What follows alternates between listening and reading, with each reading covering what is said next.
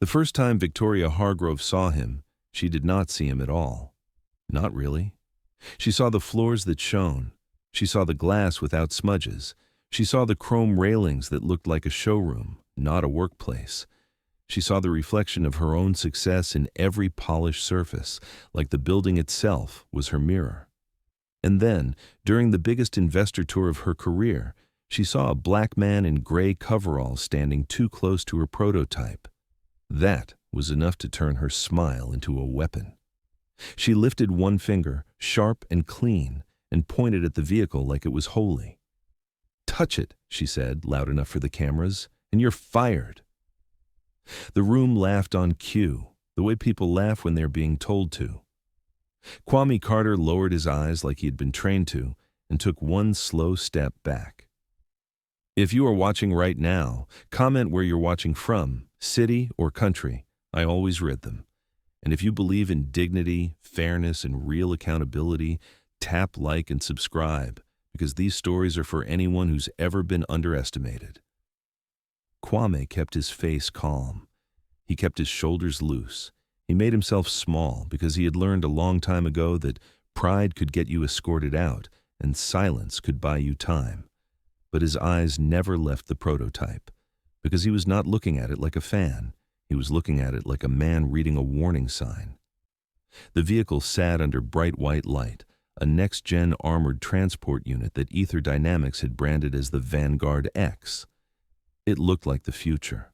Smooth angles, carbon composite skin, hidden sensors, a cockpit designed to feel like a luxury car, and a fighter jet had raised a child together. And tomorrow, in front of live streams, defense officials, and a row of investors hungry for a headline, Victoria Hargrove planned to drive it herself. That was the story, the image, the moment. CEO proves confidence. CEO proves control. CEO proves the company is unstoppable. Kwame noticed the smallest things. The seal on the left side LiDAR housing was the wrong color. Not by much, but enough. The torque paint on two wheel bolts was broken and repainted too neatly, as if someone wanted it to look untouched. The front tires had a whisper of wear on the inner edge. That wear should not exist on a prototype with controlled movement only. And the maintenance log tablet, sitting on the nearby cart, had a timestamp that made his stomach tighten. He had seen timestamps like that before. He had seen them in accidents that were not accidents. The investor tour moved like a slow parade. Victoria led it in heels that clicked like punctuation. Her executive team followed, all teeth and tailored suits, all ready to say the right words at the right time. The investors nodded and filmed and whispered, "Next-gen autonomy. Defense contract locked. Dual use. Military and civilian logistics." This is the one. Kwame stayed where he was supposed to stay, near the back, near the shadows, near the places people forgot. He adjusted a tool on the cart and let the noise wash over him, until Victoria stopped again and looked directly at him.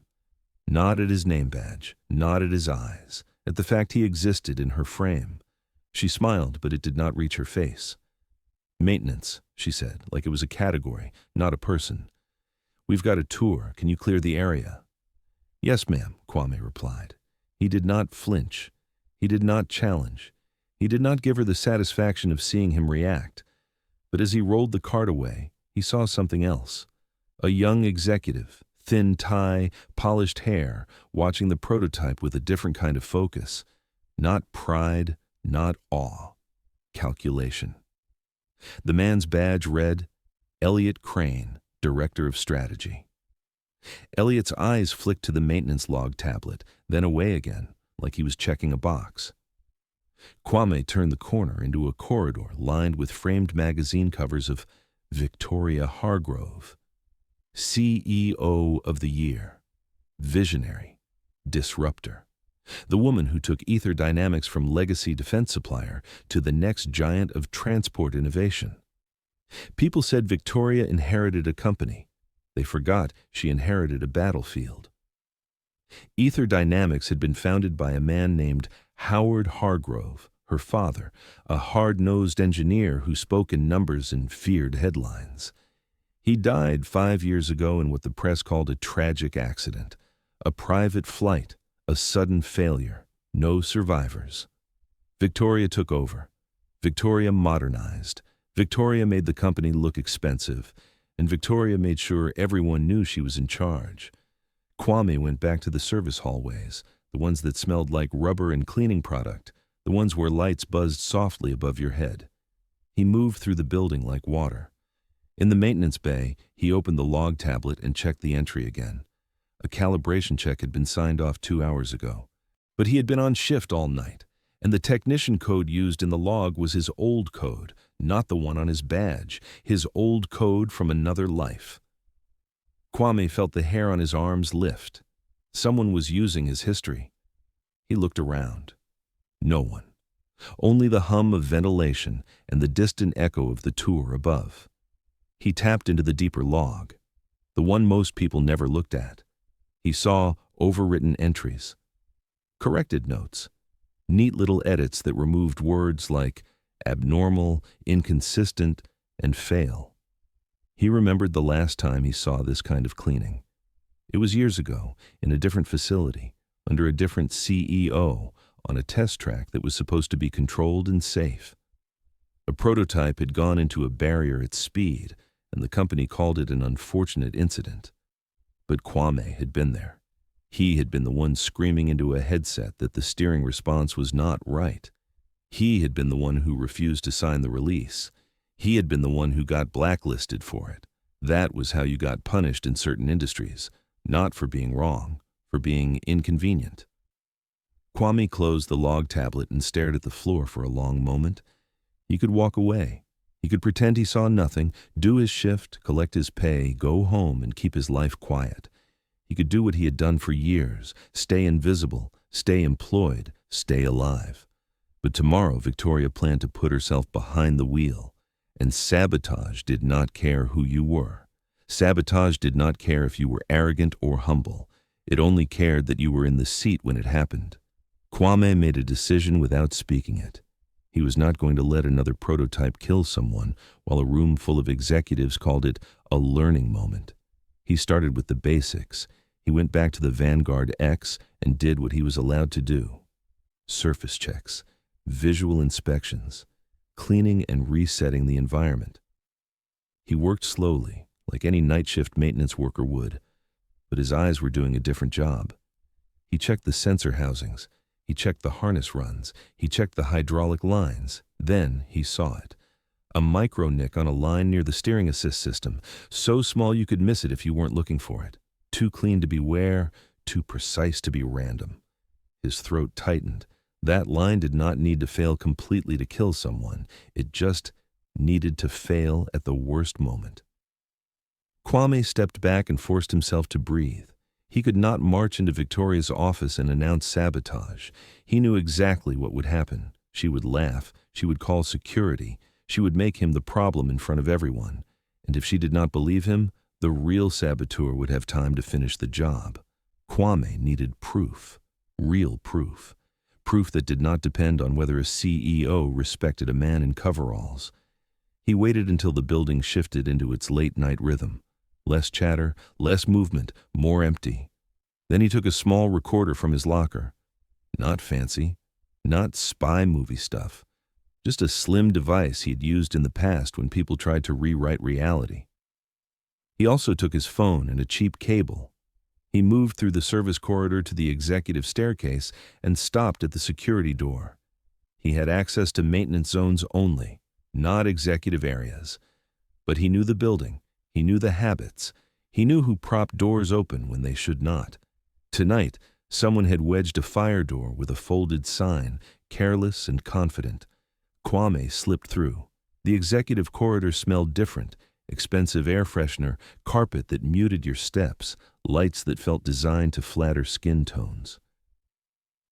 He walked quietly, past office doors and framed photos of Victoria shaking hands with politicians and generals. He stopped outside a glass-walled meeting room. Inside, two people spoke in low voices. Elliot Crane was one. The other was a man Kwame recognized from the finance presentations that played on internal screens. CFO, Brandon Sykes. Brandon's voice was tight. "Tomorrow's run has to happen exactly as we planned. No surprises." Elliot answered, smooth as polished steel. "Relax. It's a controlled failure. The telemetry will show a system fault. The market will panic. The stock will drop. And then? And then our friends buy. And then we look like heroes when we fix the issue. We walk into that contract with a bigger narrative. Crisis, recovery, leadership." Brandon rubbed his forehead. "And Victoria?" Elliot shrugged. "Victoria wants to be the star. She insisted on driving. That's on her." Brandon's eyes flicked to the corridor, like he felt the world watching. "What if it goes too far?" Elliot's smile did not soften. "It won't. Not if everything stays in place.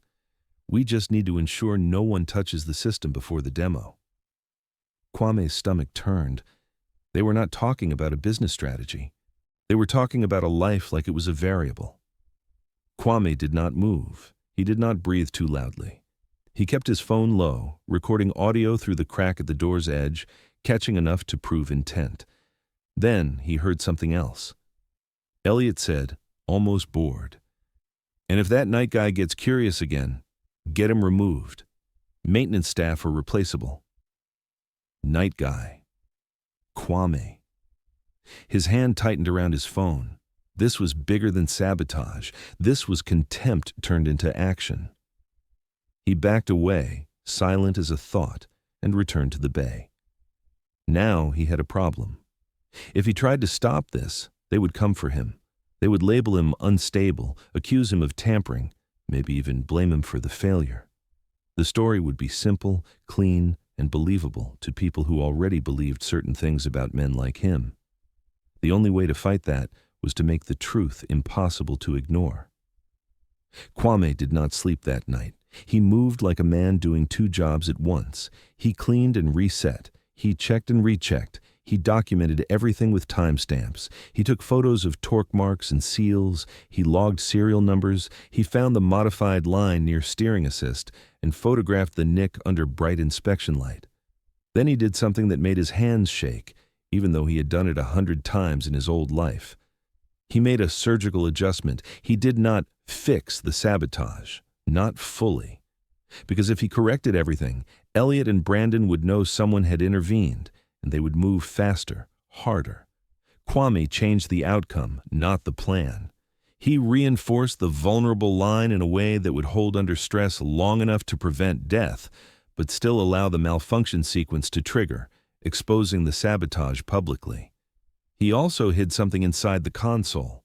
A folded emergency procedure card, plain, white, unbranded, no fancy letterhead, no dramatic message, just calm instructions. If steering assist fails, do not fight it.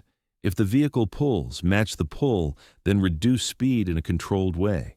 Override sequence here, manual brake bias here, breathe, focus, live. At the bottom, one line, trust the procedure, not the panic.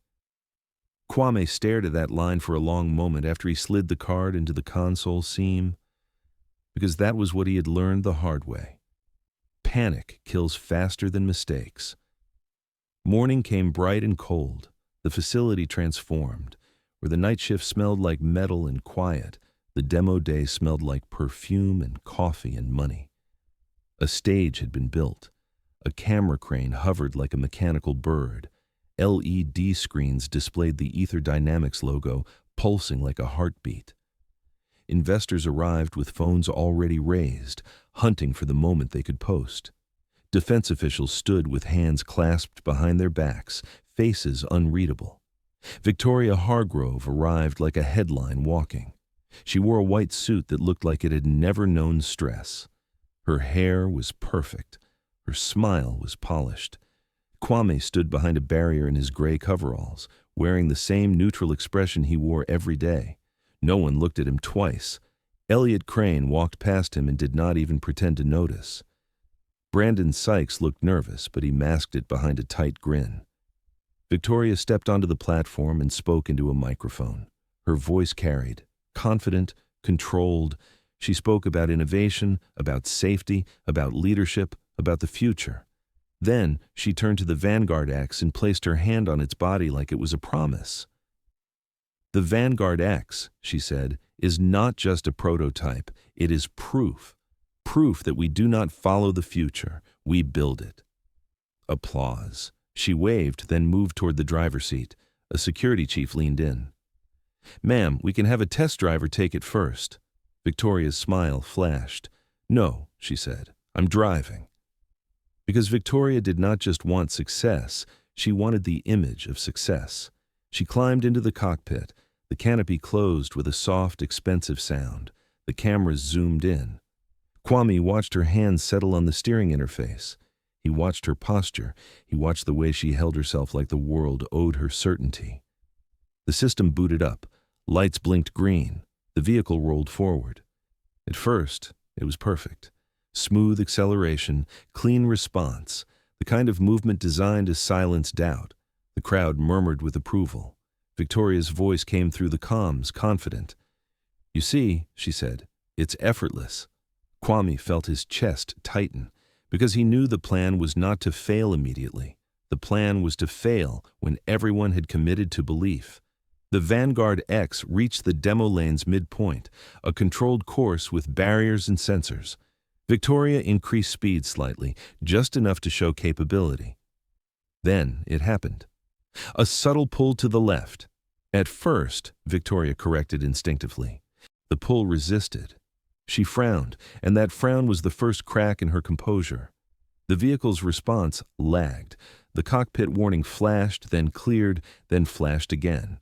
The crowd's murmurs changed tone. A defense official leaned forward. A camera operator shifted, hunting for drama. Victoria's voice sharpened. "What's that?" The pull intensified. The vehicle started to drift. Victoria's shoulders stiffened. Her hands tightened. She tried to fight the steering. The system fought back. For a moment, it looked like a power struggle between a woman and a machine, and the machine was winning. Kwame's heart hammered. Not because he feared a failure. He expected it, because he feared the moment panic took over. Victoria's breathing turned visible. Her jaw clenched. The vehicle lurched. A few people gasped. Someone shouted, "Stop it!" But you could not stop it with a shout. Victoria's mind was moving faster than her control. And then, in that split second when fear finally hit her eyes, she glanced down. She saw something folded near the console seam, like it had been waiting. Her hand shook as she grabbed it. A plain card. Simple words. Calm. Precise. Do not fight it. Match the pull. Reduce speed. Override sequence. Manual brake bias. Breathe. Focus. Live. Victoria swallowed hard. Her pride wanted to resist, but her survival wanted to listen. She did what the card said. Not perfectly. Not elegantly. But enough. She matched the pull instead of wrestling it. She reduced speed in a controlled way. She hit the override sequence. The Vanguard X shuddered, then steadied. It rolled to a stop. Silence hit the crowd like a wave. Then noise exploded. People shouted questions. Cameras zoomed. Investors looked at each other with alarm. Victoria sat frozen for a heartbeat, eyes wide, hands still on the controls. Then the canopy opened. She climbed out, but her posture was different. The confidence was gone. Her face was pale beneath the perfect makeup. She stepped onto the platform and tried to speak, but her voice caught. Kwame watched her swallow, watched her blink like she was trying to clear the image of what almost happened. Elliot Crane's face tightened. Brandon Sykes looked like he might vomit. Victoria lifted the card in her hand, and her eyes scanned the crowd like she was searching for the person who put it there. Her gaze slid over executives, over security, over engineers. Then, for the first time, her eyes landed on Kwame Carter. Actually landed. Not as background, as a human. She stared at him like she was seeing him for the first time. Kwame did not move. He did not wave. He did not smile. He just looked back, steady, because he had learned that steadiness was a kind of power. Victoria's voice finally came. "Who wrote this?" No one answered. The crowd buzzed. Elliot stepped forward quickly. "We'll investigate immediately, Victoria. It appears to be a system anomaly. Kwame's jaw tightened. Anomaly. The word people used when they wanted to avoid blame. Victoria did not look at Elliot. She walked down from the platform, straight through the crowd, heels striking the ground like a countdown. She stopped in front of Kwame. Up close, her eyes were not cruel in the way they were earlier. They were shaken. "What's your name?" she asked. The question landed like a test. Kwame answered simply. "Kwame Carter." Victoria blinked. "You were near the vehicle yesterday." "Yes, ma'am." "Why?" Kwame held her gaze. "Because it wasn't right." Elliot stepped in, forced laugh. "Victoria, come on, this is not the time to entertain conspiracy. We have investors." Kwame's voice stayed calm. "It's not conspiracy. It's sabotage." The word cut through the air. People quieted around them, sensing a story. Victoria's lips parted slightly. "What did you say?" Kwame reached into his pocket and held up his phone. "I have audio. I have photos. I have logs." Elliot's face changed fast. The mask slipped for a fraction of a second. Victoria watched Elliot's reaction, and something in her shifted. Because leaders learn in moments like this. They learn whether the people around them are protecting them or protecting themselves. "Bring him to the conference room," Victoria said. Elliot tried again. "Victoria, that's a terrible look. We can handle this internally." Victoria turned to him and her voice dropped. "You said this company is about control, Elliot. So let me control something." Her tone made him step back. Kwame followed security through the building, past the glass walls and the clean corridors. In the conference room, Victoria sat at the head of the table, the same table where people usually nodded at her decisions like they were laws. Now her hands trembled slightly as she placed the procedure card on the table. "Talk," she said. Kwame did. He showed the photos of torque marks, the mismatched seal, the nicked line, the overwritten logs. He played the audio clip. Elliot's voice filled the room, calm and cruel. "Maintenance staff are replaceable." Brandon's voice followed, nervous and complicit. "A controlled failure." Victoria stared at the speakers like they were ghosts. Elliot leaned forward, face hard. "This is illegal recording." Kwame met his eyes. "So is sabotage." Victoria's voice turned low. "You put that card in the cockpit." Kwame nodded once. "Yes." "Why not tell me?" Kwame's laugh was not joyful. It was tired. "I tried to exist in front of you yesterday, ma'am. You told me if I touched it, I'd be fired." Victoria's cheeks flushed. For a moment, she looked like she might defend herself, might say she was under pressure, might say it was just a joke. Then she looked down at the card again, and her throat worked. "Is it fixable?" she asked. Kwame answered carefully. "Yes, but that's not the point.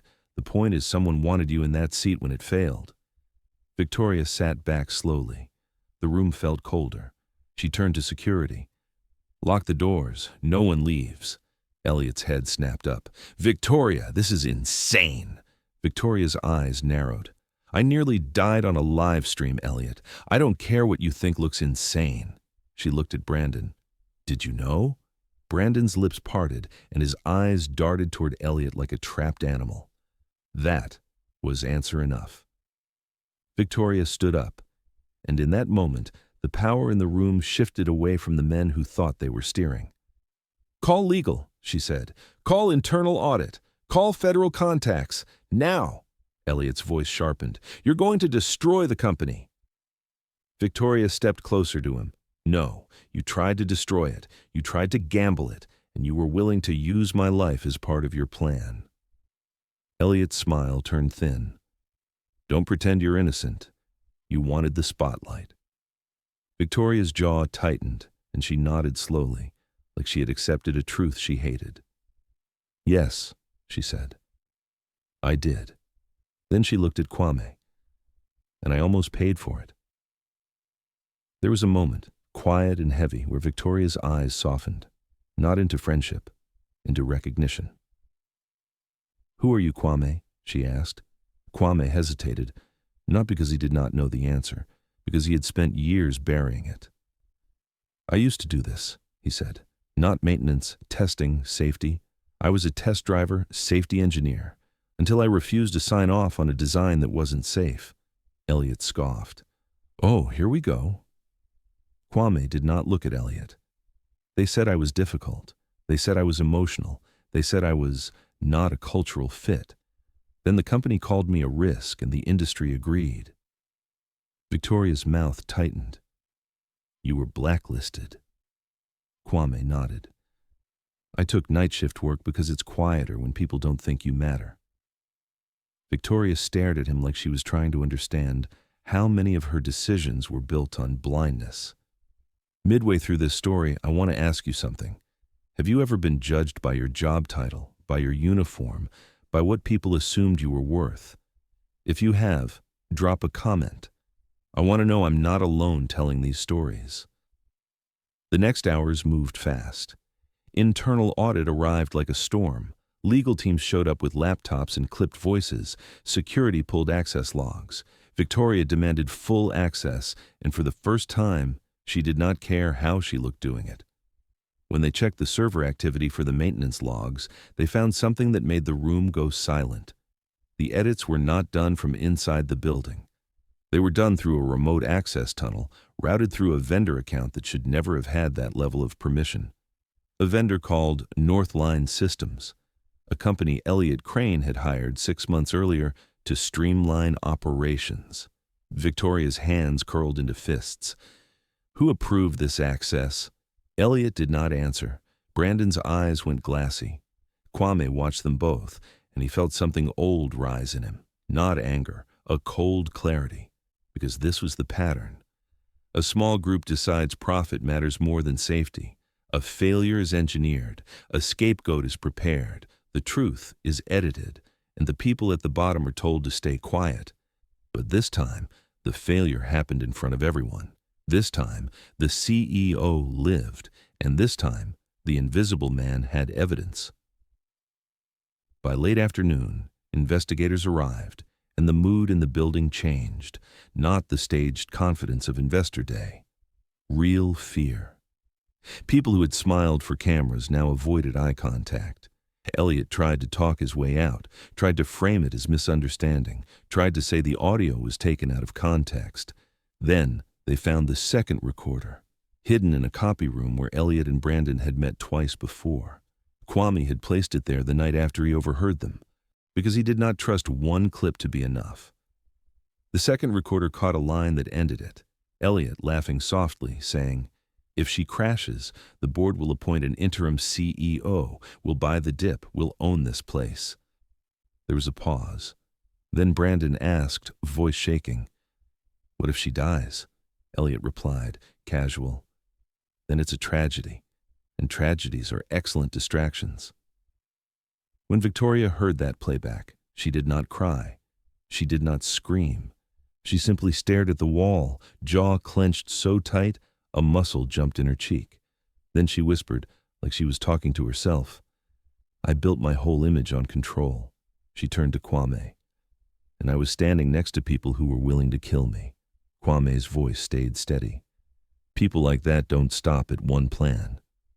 Victoria nodded slowly. "No, they don't." The next day, the market opened. Rumors flew. Investors panicked. The stock dipped on the same fear Elliot had tried to weaponize. But then, something else happened. Victoria went live, not with a polished marketing speech, with the truth.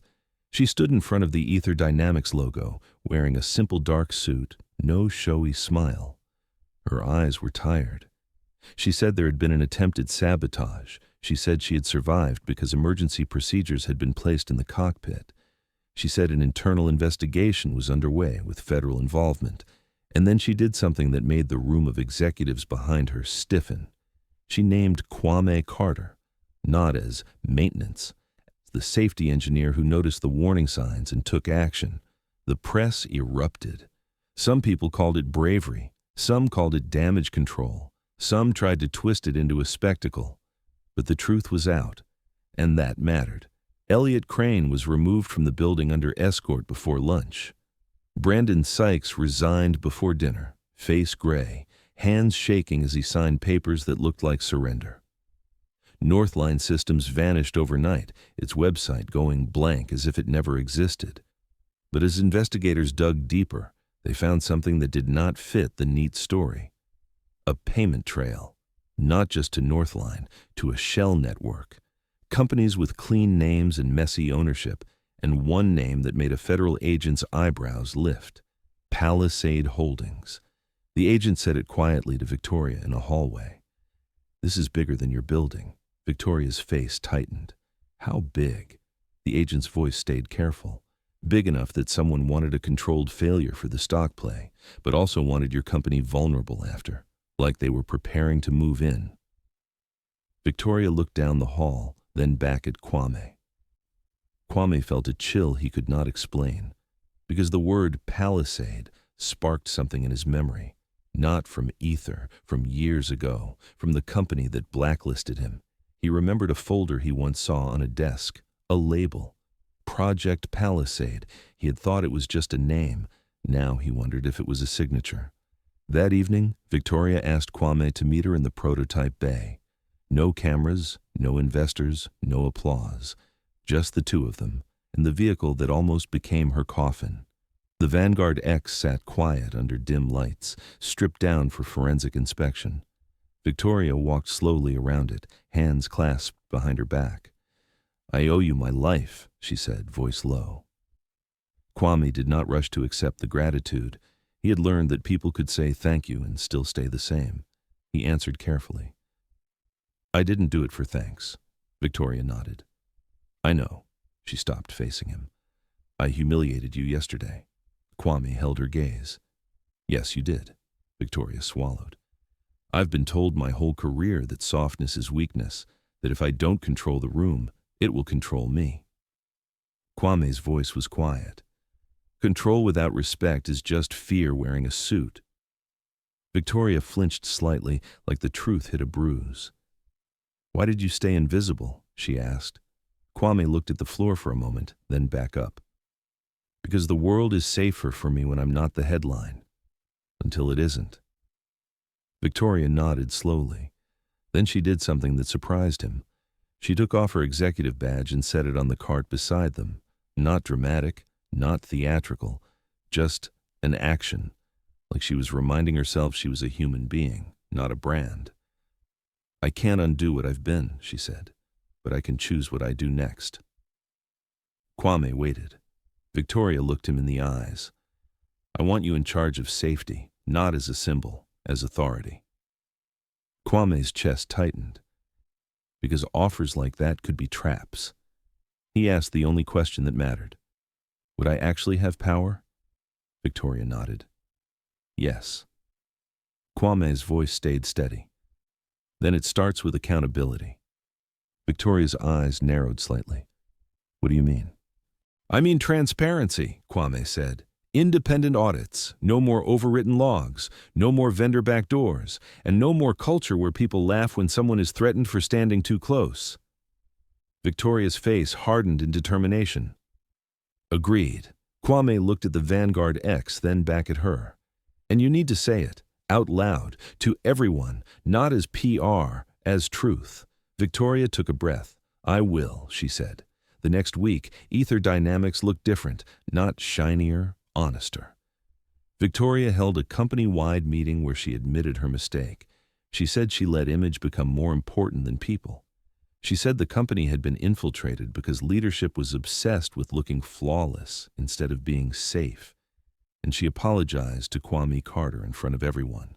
Not a quick, convenient apology, a full one. The room was quiet, the kind of quiet that means people are listening. Kwame stood at the front, not as maintenance, not as background, as a man whose voice mattered. Some employees cried, some looked stunned, some looked relieved, like they had been waiting years for someone to finally say the truth. Investigations continued. Arrests were made. Contracts were paused. The board pushed back at first, worried about money, worried about reputation. But then defense officials spoke privately. They did not want a shiny company. They wanted a safe one. They wanted to know the people building their future vehicles would not cut corners for a stock bump. And for the first time, ether dynamics began to shift. Not because of a slogan, because someone forced them to. Kwame became head of safety and testing. He hired people who had been ignored, people with messy resumes but clean ethics, people who had been called difficult for demanding safety. He built a culture where logs could not be rewritten without detection, where concerns were handled like warnings, not inconveniences. And Victoria, for all her flaws, did something rare. She listened. She did not turn into a perfect person overnight. People don't. But she changed her behavior. She stopped using fear as a tool. She started asking questions instead of performing answers. One evening, weeks later, Kwame stayed late to review a new audit report. The building was quiet. He walked into the prototype bay and paused. The Vanguard X was still there, but it looked less like a trophy now and more like a responsibility. He felt his phone vibrate, a message from an unknown number, no greeting, just a photo, a close-up of a bolt, stamped with tiny characters, PH, and beneath it, a case number, not a part number, a case number. Kwame stared at it, cold settling in his stomach, because it meant someone was still watching, someone was still signing their work. He looked around the empty bay, suddenly aware of every camera, every shadow. He deleted nothing. He saved everything. Then he forwarded the message to Victoria with one line. "This isn't over," Victoria replied within a minute. "I know. We face it properly this time." Kwame stood there, phone in his hand, breathing steady. Because this was the real lesson. It was not about one prototype. It was not about one CEO. It was about what happens when people confuse image for strength and treat humans like replaceable parts. Arrogance does not just offend, it blinds, and blindness in the wrong hands becomes a weapon. But dignity, real dignity, is not something you beg for. It is something you stand in, even when the room laughs. Kwame Carter had stood in it quietly, in coveralls, in the shadows, and that quiet stand saved a life, exposed a plot, and forced a powerful company to change. So if this story hit you, if you've ever been underestimated, if you've ever watched someone in power mistake cruelty for leadership, leave a comment. Tell me where you're watching from, and tell me what you would do in Kwame's position. And if you believe in stories where justice is real, where accountability is not optional, and where dignity wins in the end, like and subscribe. Because the next time someone points and laughs, the truth might already be standing right there, holding the evidence, waiting for the world to finally see it.